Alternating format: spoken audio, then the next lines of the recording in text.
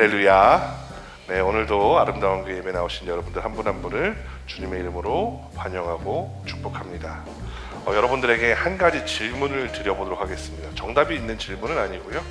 여러분들의 의견을 들어보고 싶은 것이니 부담 없이 설교 시간에 말해도 되는 그런 시간에는 흔치 않으니까요. 부담 없이 대답해 주셔도 되겠습니다. 질문 드립니다. 기독교의 여러 가지 요소 중에 여러분들이 생각하시기에 가장 중요하다고 느끼는 요소는 어떤 게 있으실까요? 네. 부활. 네, 부활 좋습니다. 또 어떤 게 있을까요?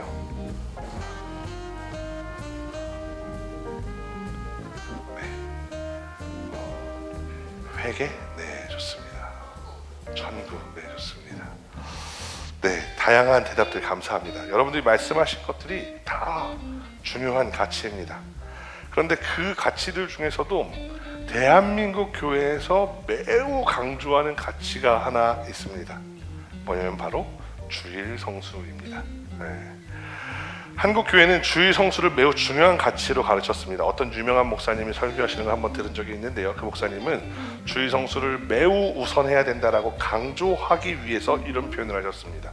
부모님이 갑자기 돌아가셔서 장례 예배를 드리는 그런 불행한 일이 아니라면 주일 예배를 꼭 지키십시오. 심지어 직장을 구할 때에도 직장을 여러 요소로 가지고 따져야 되는데 그 중에서 주일을 지킬 수 있는지 아닌지도 확인하고 고르십시오. 이렇게 말씀하시는 것을 들은 적이 있습니다.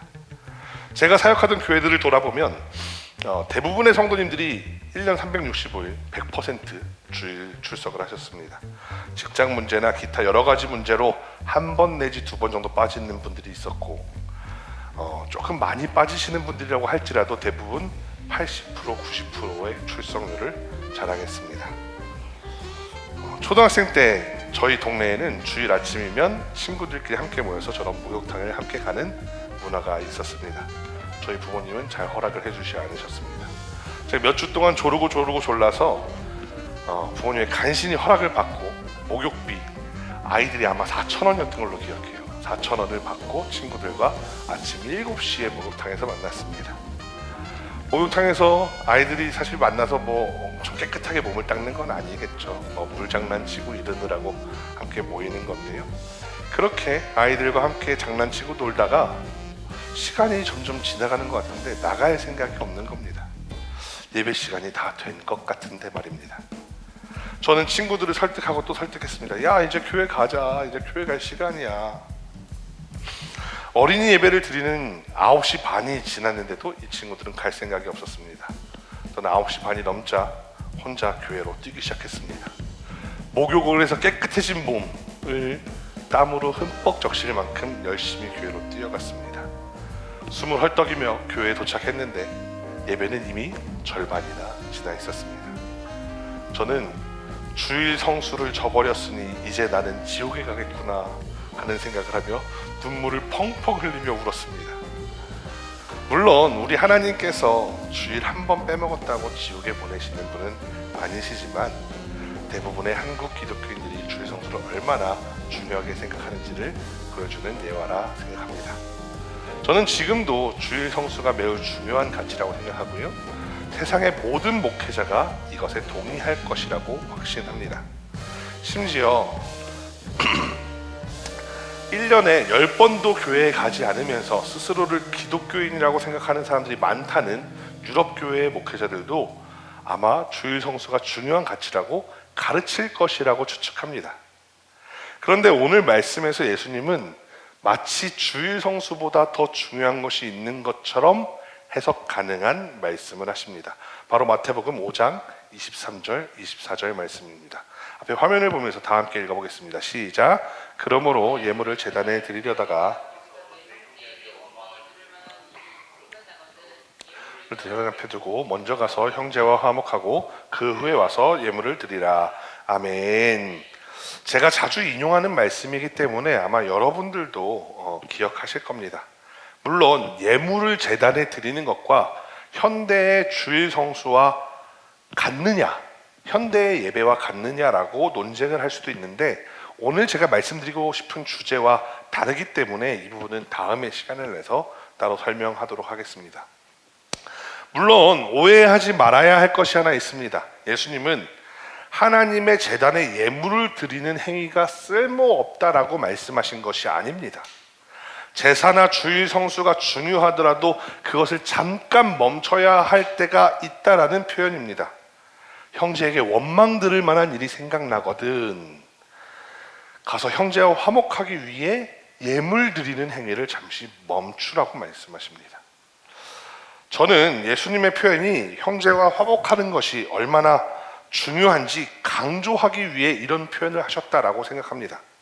제단에 예물을 드리는 행위는 당시 사람들 상식에서 매우 중요한 행위였고 예전적 행위였습니다.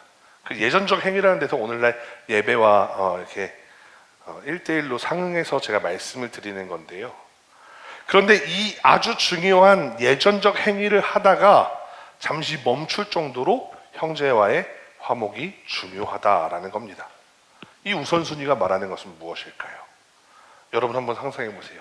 우리 예배를 딱 드리다가 갑자기 내가 며칠 전에 직장에서 누구랑 싸웠는데, 며칠 전에 누구랑 좀 불쾌한 일이 있었는데, 이런 일이 떠오르면 보통 앞에 있는 목회자가 뭐라고 그러겠습니까? 여러분 예배 시간에 집중하세요, 이러지 않겠습니까? 그런데 예수님은 반대로 말합니다. 다른 거 생각나는 것들은 우리가 예배 시간에 집중해야 되는 게 맞는데, 원망 들을 만한 일이 생각났을 때에는 예배를 잠깐 멈추고 가서 그 원망 들을 만한 일을 해결하고 오라는 말씀입니다. 이 말씀을 이해하기 위해서는 앞의 맥락을 살펴봐야 합니다. 17절 말씀인데요, 예수님은 율법이나 선지자를 폐하러 온 것이 아니라 완전하게 하러 왔다라고 말씀하십니다. 이 말씀을 읽다 보면 반대로 이런 의문을 갖게 됩니다.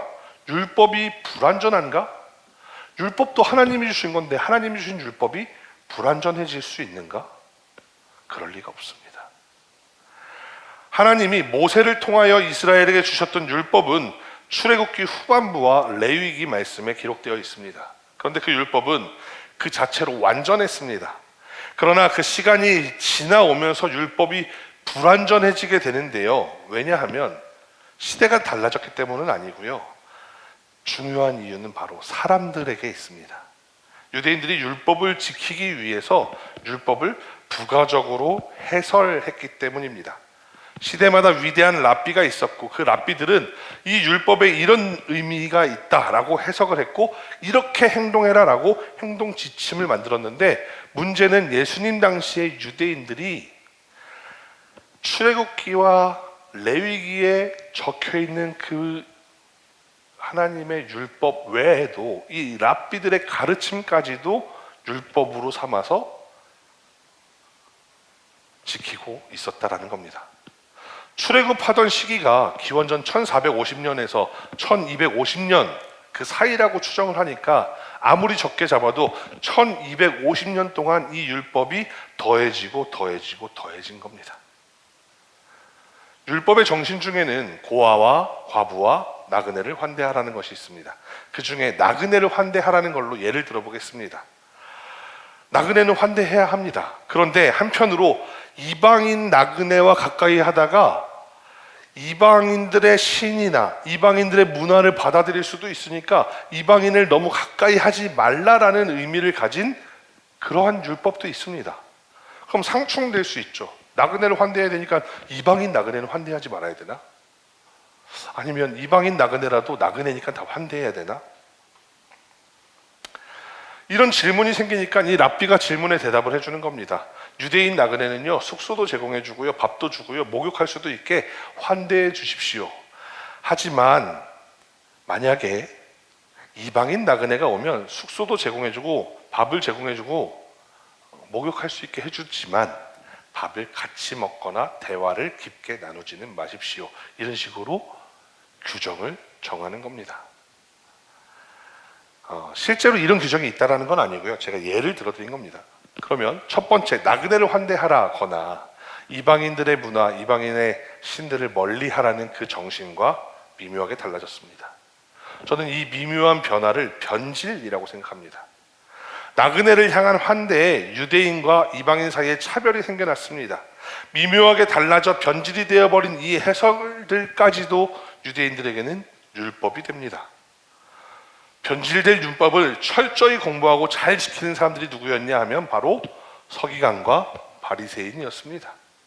예수님은 20절 말씀에서 너희의 의가 서기관과 바리새인보다 더 나아야 한다. 그렇지 않으면 천국에 들어가지 못한다라고 말합니다. 이들이 어떻게 율법을 지켜왔는지 마태복음 5장 21절로 22절 말씀에 나와 있습니다.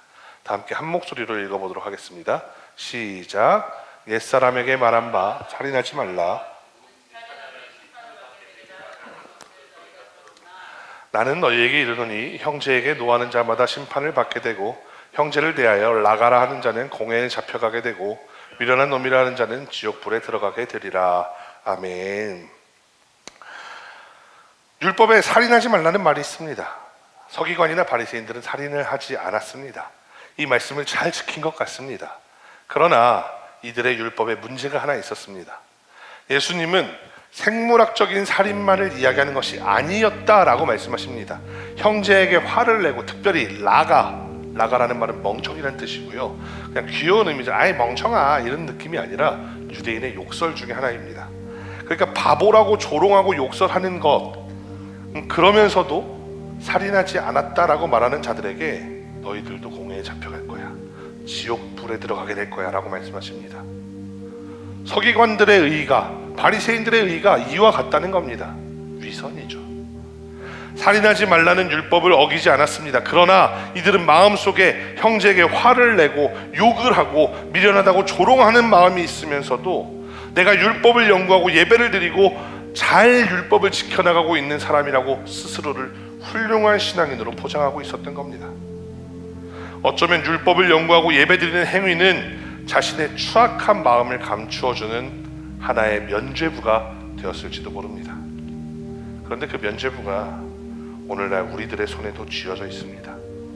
서기관과 바리새인들의 위선이 오늘날 우리들의 일상에도 존재하고 있지는 않은지 살펴보아야 한다는 말입니다.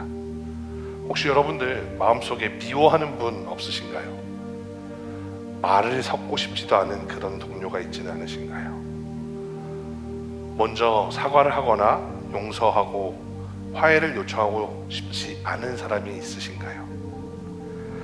혹시 여러분 그 얼음장 같은 관계를 뒤로 하고 거룩한 표정으로 오늘 예배의 자리에 나오셨다면 우리는 마음속으로 누구를 미워하고 있는 것이고 누군가에게 라가라고 욕설하고 있는 것이고 미련하다고 조롱하고 있는 것일지도 모릅니다.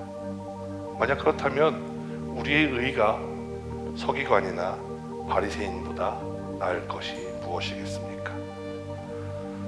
여러분을 비난하려는 말이 아닙니다. 죄책감을 가지라는 말도 아닙니다. 저도 이런 실수를 저지를 때가 많습니다. 운전을 하다 보면 저도 모르게 화를 낼 때도 많고요. 운전을 하다 보면 험한 말을 입속으로 삼킬 때가 있습니다. 또 이런 이야기들은 저와 같은 목회자들에게 많이 발생합니다. 이런 이야기들이 있죠. 목사들이 은혜로운 말씀을 준비해서 설교하지만 정작 일상을 함께 살아가는 배우자나 자녀들이 보기에는 강단 위에서의 그 사람과 나와 함께 살고 있는 이 사람이 동일 인물이 맞는지 의심할 것 같은 삶을 살아간다라는 겁니다. 그렇기에 목회자의 배우자나 아이들이 그 신앙이 병들기도 한다는 이야기를 많이 들어보았습니다. 그렇다면 그런 목회자의 삶이 오늘 예수님이 지적하고 계신 서기관이나 바리새인의 모습과 무엇이 다르겠습니까? 저도 자신할 수는 없습니다. 저도 제 아내나 아이가 보기에 말씀을 잘 살아내는 목회자가 되고 싶습니다. 그렇게 노력하고 있습니다. 근데 예수님은 이 지점을 정면으로 반대하고 계신 겁니다. 17절 말씀에 보니까 율법과 선지자를 완전하게 하겠다라고 선언하시는데 이 선언의 의미는 껍데기만 남아버린 율법에 하나님의 진짜 마음, 하나님의 진짜 의도를 회복시키겠다라는 선포입니다. 율법에 살인하지 말라는 무슨 의미였을까요? 단순히 물리적으로 살인을 금지하는 것만 이야기하는 것이 아닙니다. 사람이 살다 보면 다투는 일이 생깁니다. 실수로 시작해서 원망하는 일이 생깁니다. 정도가 지나치다 보면 내가 이 분노를 다스리지 못하면 저 사람에게 물리적 폭력을 행사할 수도 있겠다 싶은 그런 상황들이 생길 수도 있습니다. 그런데 살인을 금지하는 법이 있으니 살인만 하지 않으면 된다라는 것을 의미하는 것이 아닙니다. 이 율법을 읽는 어떤 분노에 찬 사람이 상대를 인격적으로 살인하거나 왕따를 시키거나 상대를 망하게 하는 것은 어떻겠습니까? 상대에게 라가라고 말하거나 미련한 자로 여기며 인간 이하의 대접을 하면 어떻겠습니까? 생물학적으로 상대를 죽이지 않았으니 율법을 어기지 않았다라고 말할 수 있겠습니까? 또 요즘에는 현대에는 그런 이야기가 있죠. 이 사람을 자살로 내모는, 그런 궁지로 내모는 것. 우리가 만약 그리스도인으로 살면서 누군가를 자살할 정도의 궁지로 내몰면 그것은 살인이 아니라고 할 수 있겠습니까? 입법 의도라는 것이 있습니다. 어떤 법을 만들 때 그 법을 만든 목적이 있다라는 겁니다. 입법자는 그 입법 의도를 법 조문에 잘 녹여내야 합니다. 그 법을 실행하는 행정가와 국민들은 입법의 의도에 맞추어 행동해야 합니다. 사법기관은 그 법에 따라서 판단할 때, 재판할 때, 처벌할 때에 입법 의도를 충분히 고려해야 합니다. 이 입법 의도가 무시되면 이상한 일들이 벌어집니다. 예를 들어 우리나라에 몇 년 전에 민식이법이라는 법이 생겼습니다. 어린이 보호구역에서 운전자가 보호자의 안전을 위해 의무와 책임을 강조하는 법이었습니다. 이 법의 입법 의도는 어린 아이들을 보호하기 위한 것이었습니다. 찾아보니까 나름 법 조항도 잘 만들어졌습니다. 입법자들은 입법의 의도를 잘 적어냈습니다. 그런데 어떤 변호사들은 이 민식이법을 악법이라고까지 말하며 문제점을 지적하기도 했습니다. 아이들이 일부러 차에 와서 부딪힐 수도 있다라는 주장을 했습니다. 실제로 2023년 8월 중앙일보의 보도에 따르면 민식이법 놀이라며 어린이 구역 내 횡단보도에 누워있던 아이들의 이야기가 뉴스로 보도되기도 했습니다.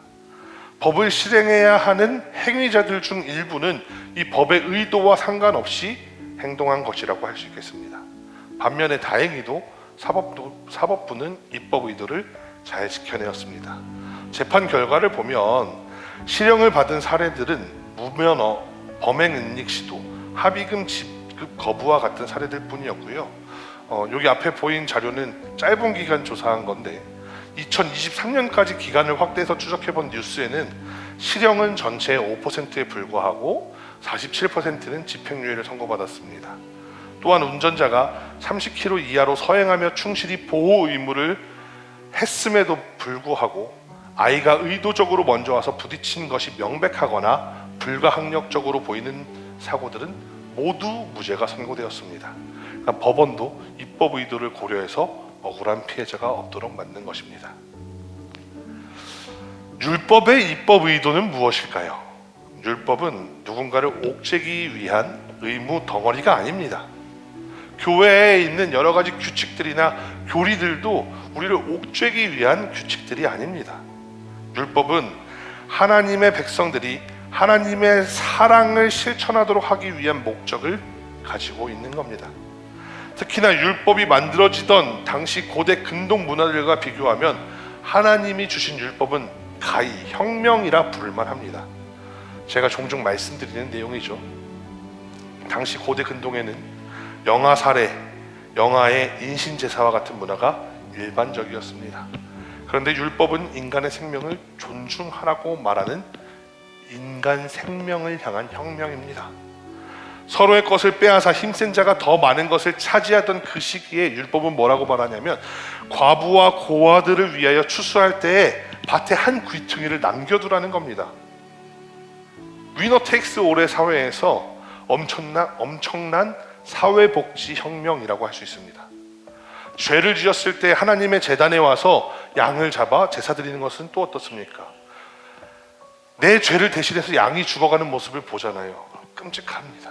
이 양이 죽고 싶지 않아서 비명을 지르는 것을 보게 됩니다. 불에 태워지는 모습을 보면서 내가 죄를 짓는다면 저렇게 돼야 되는 거구나 라는 것을 깨닫는 최고의 교화 과정입니다. 이 또한 교화적 혁명이라 할 수 있습니다. 따라서 앞에 드린 말씀을 다시 반복할 수밖에 없습니다. 율법은 하나님 백성 하나님의 백성들이 하나님의 사랑을 실천하도록 하기 위한 목적으로 주신 입법 의도를 가지고 있습니다. 예수님은 마태복음 5장부터 8장에서는 이 사랑의 실천을 언어로서 하나하나 설명하십니다. 그것이 산상수훈입니다. 더 나아가 예수님은 삶 전체에서 실천적인 모습을 보여주셨는데요. 예수님은 하늘 보좌를 버리시고 이 땅에 내려오셨습니다. 우리를 위해 십자가를 지심으로 가장 참혹한 제단 위에서 스스로 제물이 되어 주셨습니다. 십자가 사랑을 통해서 우리가 서로 용서하라고 말했고, 하나님과 우리 사이에 찢어진 관계를 회복하셨습니다. 율법을 만들던 그 입법 의도를 가장 잘 살아낸 인생이 바로 우리 예수님의 삶이라고 할 수 있겠습니다. 우리는 그러한 예수님을 따라 산다고 말하는 크리스찬, 그리스도인입니다. 이제 우리가 아까 떠올렸던, 마음속으로 미워했던 분, 말을 섞고 싶지 않은 동료, 화해조차 하기 싫은 사람을 한번 떠올려 보시기 바랍니다.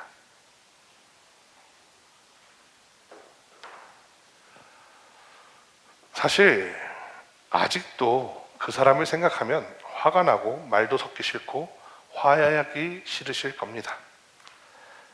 오늘 우리가 함께 읽었던 13절과 14절 말씀을 다시 한번 읽어보면 좋겠습니다. 다 같이 읽겠습니다. 화면을 보시고 다 같이 시작. 너희는 세상의 소금이니 소금이 만일 그 맛을 잃으면 무엇으로 짜게 하리요? 사람의 밝힐 뿐이니라. 너희는 세상의 빛이라. 산 위에 있는 동네가 숨겨지지 못할 것이요. 아멘. 예수님은 이렇게 선언합니다. 너희는 세상의 소금이다. 세상의 빛이다. 소금이 되어라, 빛이 되어라 라고 말씀하신 것이 아닙니다. 이미 우리는 소금이고 빛으로 지음 받았다라는 선언입니다. 소금과 빛이 되는 것은 우리의 노력으로 하는 것이 아니고 애초에 태초부터 하나님께서 우리를 그렇게 계획하셨고 예수님이 그렇게 명명하신 겁니다. 그냥 이름을 소금과 빛이라 붙인 것이 아니고 우리의 존재 자체를 그렇게 만드셨다는 겁니다. 저는 이 표현이 너무나도 좋습니다. 개인적인 관점에서 개인의 일상에서 소금은 요리에 풍미를 더해줍니다. 아무리 요리를 잘 만드는 사람에게 간을 맞출 수 없도록 제한한다면 그 음식은 풍미가 없게 느껴질 겁니다. 그런데 온 지구적 관점에서 생각해보면 소금이 하는 역할이 하나 있습니다. 뭐냐면 바로 해류를 만들어내는 겁니다. 해류를 만들어내는 걸로 통해서 이 지구가 순환하게 되는 겁니다. 빛도 마찬가지입니다. 개인적 관점에서 빛은 어두움을 몰아내어 생활의 편리를 도와주는 도구입니다. 밤에 빛이 있기 때문에 어디를 부딪히거나 다치지 않을 수 있습니다. 그런데 온 우주적으로 생각하면 빛은 어마어마한 에너지입니다. 우린 그런 세상의 소금이자 빛으로 창조된 존재입니다. 개인의 관점에서 서로의 관계를 회복시키도록 부르셨고, 온 세상의 관점에서 하나님의 나라를 이루어가기 위한 도구로 하나님은 우리를 부르셨다라는 겁니다. 우리는 하나님의 사랑을 실천하는 삶을 살아야 합니다. 그것이 우리 창조의 목적이라는 이야기입니다. 오늘 하나님은 우리가 과연 그렇게 살고 있느냐, 오늘 우리에게 질문하고 계십니다. 예수님은 말씀하십니다. 소금이 맛을 잃으면 아무 쓸데없어 밖에 버려지어 사람에게 밟힐 뿐이다. 아무런 맛이 나지 않는 소금은 그냥 아무 의미 없는 하얀 알갱이일 뿐입니다. 빛에 대해서도 마찬가지입니다. 15절 말씀에서 사람이 등불을 켜서 말 아래 두지 않는다라고 되어 있는데, 여기서 나오는 말은 곡식을 담아서 그 양을 재는 그릇이나 항아리를 뜻합니다. 그런 의미에서 새번역 성경에서는 등불을 켜서 돛박 아래에 두지 않는다라고 표현합니다. 우리가 빛으로 지음을 받고도 하나님의 사랑을 실천하며 살지 않는 것은 켜둔 등불을 항아리 아래에 덮어두는 이상한 행동이라는 지적입니다. 16절 말씀은 더더욱 직접적인 단어로 설명합니다. 우리가 이 세상을 살아갈 때 이 세상 사람들이 우리들의 착한 행실을 보고 하나님께 영광을 돌릴 만한 삶을 살아야 한다라고 말씀하십니다.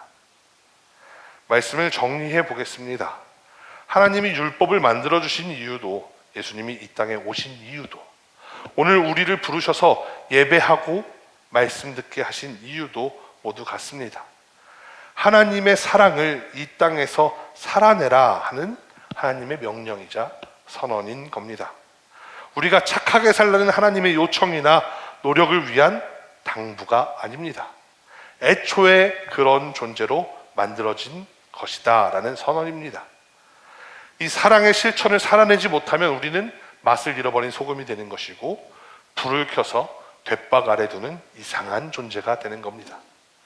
그리고 예수님은 이 착한 행실이 예물을 제단에 드리는 것만큼이나 중요한 것이다 라고 말합니다. 오해가 없기를 바라는 마음에 한 번 더 강조해서 말씀을 드립니다. 오늘 본문은 예수님이 예배가 중요하지 않다라고 말하는 것이 아닙니다. 예배는 중요합니다. 그런데 형제와의 화목은 그 예배를 잠시 멈추어야 할 정도로 중요하다고 강조하는 본문인 겁니다. 신앙 용어들이 여러 가지가 있습니다. 그런데 그 용어들이 오늘 이 가치를 향하고 있습니다. 성화라는 표현은 예수님을 만나 예수님이 우리를 의롭다 해주시는 칭의 이후에 그리스도를 닮아가는 삶을 의미합니다. 그러니까 소금과 빛의 삶이죠. 착한 행실이죠. 형제와 화목하는 것이죠. 코람 데오는 또 어떻습니까? 라틴어인데요, 하나님 앞에서라는 표현입니다. 언제나 하나님 앞에 있는 것과 같은 모습으로 살라는 의미입니다. 그럼 우리 삶이 어때야 하겠습니까? 하나님 나라의 현재성이라는 신학적 용어도 있습니다. 하나님 나라를 내세, 그러니까 죽어서 가는 곳이라고만 생각하지 말고 우리가 살아가고 있는 지금 현재 이 삶의 자리를 하나님이 기뻐하시는 삶의 자리로 만들라는 표현입니다.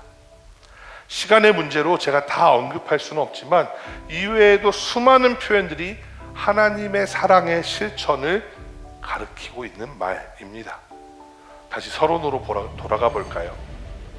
저는 오늘 설교를 시작하면서 기독교의 여러 요소들 중에 여러분이 생각하기에 가장 중요하다라고 생각하는 것은 무엇입니까? 라고 물었습니다. 말씀하셨던 요소들이 매우 중요한 가치를 가지고 있습니다. 하지만 그러한 요소들을 우리가 실천할 때, 바라볼 때 하나님의 진짜 의도를 놓치고 우리의 자의적 해석만 남는다면 우리 역시 서기관이나 바리새인과 다를 바가 없어집니다. 우리는 서기관이나 바리새인처럼 되지 않기 위해서라도 하나님의 사랑을 실천하는 그 실천의 가치를 중심으로 생각하고 판단하고 행동해야 합니다. 말씀을 마치며 여러분께 다시 한번 여쭤보고 싶습니다. 설교 중간에 여러분들이 떠올리셨던 그 사람, 껄끄럽고 미워하는 그 대상을 향해 우리가 할 수 있는 하나님의 사랑의 실천은 무엇일까요? 제가 말씀드리고 싶은 것은 당장 내일 가서 무조건 용서하고 화해하고 내일부터 친하게 지내라 라고 말씀드리는 것이 아닙니다. 하루아침에 그것이 되지도 않습니다. 한 걸음, 딱 한 걸음만 내딛어보는 겁니다. 예를 들어 미워하지 않기. 지금은 미워하니까 저 사람이 어떤 행동을 하든지 그냥 내가 색안경을 끼고 보는 거라면 저 사람도 다 좋은 의도로 저런 행동을 하는 거겠지라고 내 색안경부터 벗어보는 겁니다. 저는 딱 한 걸음만 내딛어 보시기를 제안합니다. 왜냐하면 큰 변화가 바로 작은 변화부터 시작하기 때문입니다. 42.195km를 달리는 마라톤도 작은 한 걸음에서부터 시작합니다. 얼마 전에 롯데타워 마라톤 다녀오셨죠? 1층의 첫 번째 계단을 내딛지 않으면 절대로 꼭대기까지 올라갈 수 없는 것처럼 우리가 우리 삶의 첫 번째 변화를 일으키기 위해서 아주 작은 변화, 저 사람을 미워하던 마음을 조금 내려놓고 저 사람이 좋은 의도로 저런 행동을 하는 것이라고 생각해 보는 것부터 여러분들에게 제안합니다. 이렇게 시작한 작은 변화가 우리의 전 우주적 존재 가치 또한 이 작은 변화에서부터 시작되는 것을 믿으시기를 소망합니다. 십자가에서 찢기심으로 우리와 하나님 사이에 막힌 담을 허무시고 율법의 참된 의도를 완성하셨던 예수님의 그 크신 사랑이 이미 우리 안에 있습니다. 예수님의 십자가의 능력이 우리들의 삶 속에 있습니다. 주님은 우리를 돛박 아래 숨어있는 자들이 아니라고 말씀하십니다. 풍미를 더하는 소금으로 어두움을 몰아내어 세상을 환히 비추는 빛으로 부르셨습니다. 우리의 그 착한 행실을 교회에 와서만 보여주는 것이 아니라 여러분들의 삶의 자리에서도 살아내는 여러분들이 되시기를 간절히 소망합니다. 여러분들의 그 작은 변화 하나하나가 하나님께서 기뻐 받으시는 예배가 될 것이고 눈부신 예물이 될 것이며 제단이 될 것입니다. 세상에 소금과 빛인 여러분의 한 주간의 삶을 주님의 이름으로 축복합니다. 기도하겠습니다.